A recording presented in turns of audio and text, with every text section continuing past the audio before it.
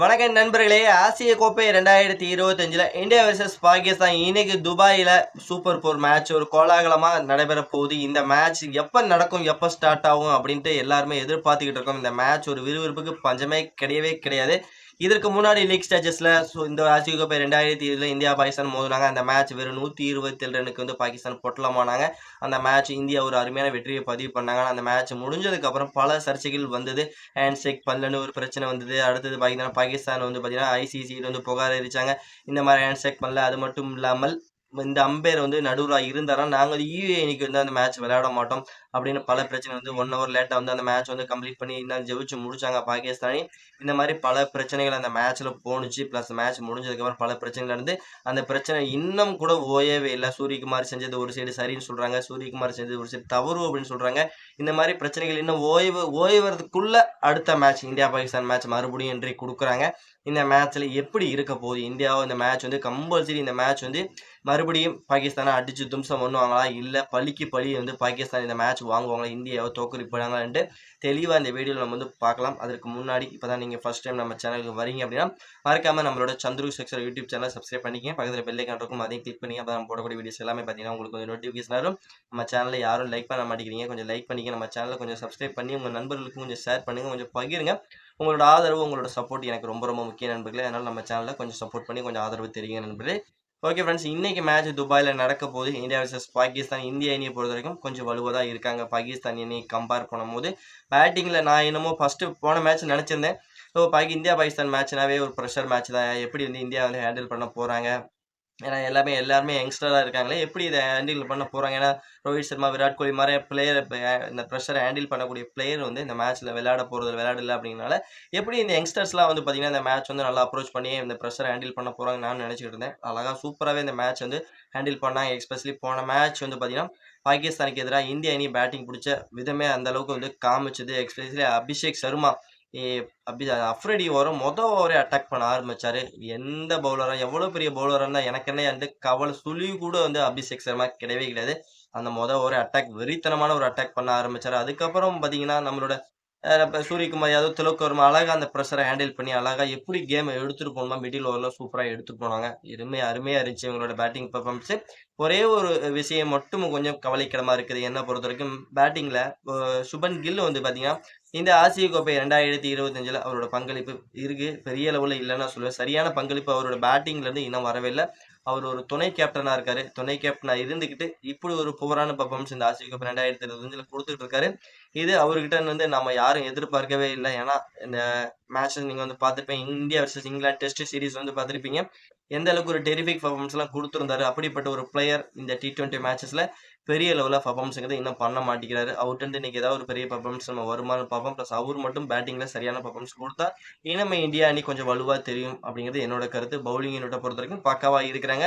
பும்ரா ஒரு சைடு பக்காவா வேற லெவலா பவுல் பண்ணக்கூடிய பவுலிங் எபிலிட்டி இருக்கு. பிளஸ் அது மட்டும் இல்லாமல் குல்தீப் யாதவ், வருண் சக்கரவர்த்தி, அக்ஷர் பட்டேல் அப்படின்ட்டு பவுலிங் ஸ்பின் யூனிட் பக்காவா இருக்கு. ஏன்னா இங்க மேட்ச் துபாயில நடக்கிறதுனால மேக்ஸிமம் எல்லாத்துக்குமே தெரியும் துபாயில மேட்ச் எப்படி இருக்கும். ஸ்பின்னர்களுக்கு தான் பாத்தீங்கன்னா பயங்கர இன்டென்ட்டோட பண்ணுவாங்க. ஸ்பின்னருக்கு தான் ஆதிக்கம் பண்ணுவாங்க. ஸ்பின்னர் தான் ஆதிக்கம் செஞ்சிருக்காங்க துபாயை பொறுத்த வரைக்கும். மேட்ச் எல்லாமே பிச் எல்லாம் ரொம்ப ஸ்லோயடு பிச்சா இருக்கு. ஸ்பின்னர்ஸை ஹேண்டில் பண்ணுறது ரொம்ப ரொம்ப கஷ்டம். ஒரு 150 160 ரன் அடிச்சாவே ஈஸியாக டிஃபெண்ட் பண்ணலாம். நல்ல ஒரு குவாலிட்டியான பவுலிங் ஸ்பின்னர்ஸ் வச்சிருந்தாங்கன்னா ஈஸியாக 150 160 ரன் அடிச்சா டிஃபெண்ட் பண்ணலாம். ஆனால் செகண்ட் பேட்டிங் பிடிக்கும் போது கொஞ்சம் டிஃபேக்டரி இருக்குது. பவுலர்களுக்கு கொஞ்சம் சாதகம் இருக்காது. அதனால பவுலர்ஸ் கொஞ்சம் உதவாங்க தான் செய்வாங்க. குவாலிட்டியான ஸ்பின்னர்ஸ் வச்சிருந்தாங்கன்னா ஈஸியாக அந்த வெற்றிங்கிறத பறிக்கலாம் ஃப்ரெண்ட்ஸ். ஓகே, பாகிஸ்தானை பொறுத்த வரைக்கும் பார்த்தீங்கன்னா சாய் அயூப் பார்த்தீங்கன்னா கொஞ்சம் மோசமான ஃபார்மில் தான் இருக்காரு.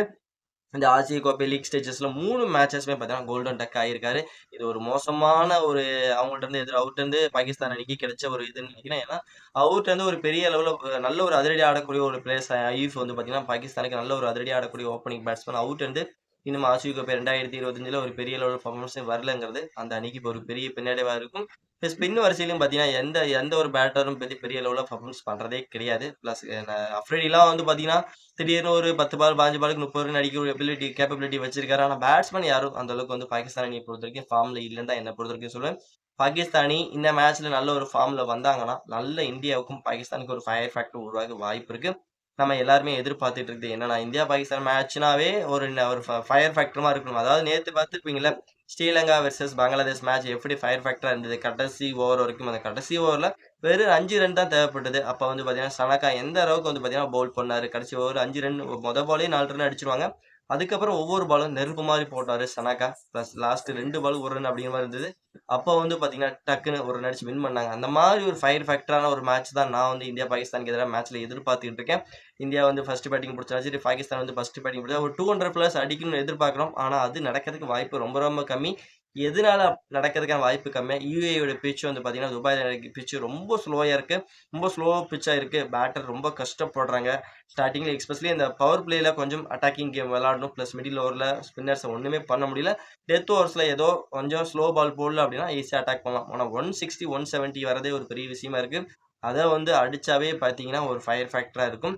2 டீமுக்குமே பார்த்தீங்கன்னா, இன்னைக்கு ஒரு செம்ம ரைவல்ரி காத்துக்கிட்டு இருக்குன்னே சொல்லி ஆகணும் ஃபிரெண்ட்ஸ்.